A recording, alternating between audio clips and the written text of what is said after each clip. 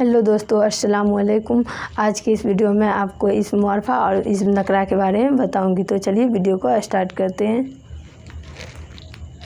इस्म मुआरफा, इसको हिंदी में व्यक्तिवाचक संज्ञा और इंग्लिश में प्रॉपर नाउन बोलते हैं। हिंदी में व्यक्तिवाचक संज्ञा और इंग्लिश में प्रॉपर नाउन।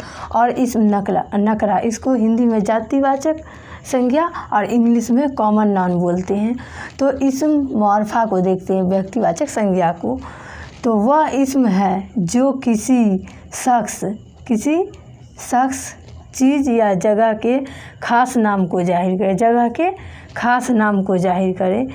किसी शख्स, चीज़ या जगह के ख़ास नाम को जाहिर करे वह हमेशा वाहिद होता है। वाहिद का मतलब क्या हुआ? एक हुआ।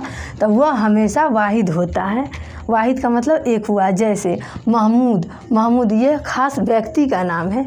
महमूद क्या है? ख़ास व्यक्ति का नाम है। महमूद हम बोलेंगे तो कोई एक जिसका नाम महमूद रहेगा वही न सुनेगा।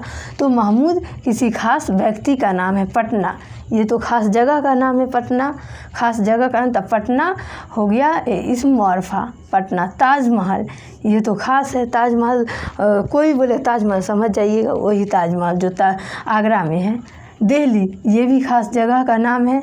अहमद, यह भी आदमी का नाम होता है अहमद। मुंबई भी शहर का नाम है, ये भी ख़ास है, वगैरह।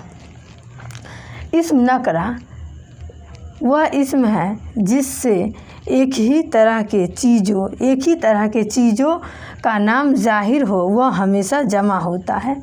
वाहिद का मतलब एक और जमा का मतलब अनेक, तो वह हमेशा जमा होता है। जैसे आदमी बोलेंगे, उसमें पूरा आदमी, चाहे जो भी आदमी रहे, सभी का बोध होगा यहाँ पर। आदमी, गाय, जितने भी गाय है दुनिया में वो हो जाएगा सभी गाय। शहर कोई भी हो जाएगा शहर। किताब हम किताब बोले, इन्हें नाम धर के वो किताब पूरा किताब हो गया, चाहे वो कोई भी किताब हुए। नदी, सारी नदी हो गया। ऐसा नहीं है गंगा नदी, गंगा तक खास हो गया, ये नदी था, सभी नदियों वगैरह। आज के लिए इतना ही। अगले वीडियो में मैं दूसरे टॉपिक को लेकर आऊँगी।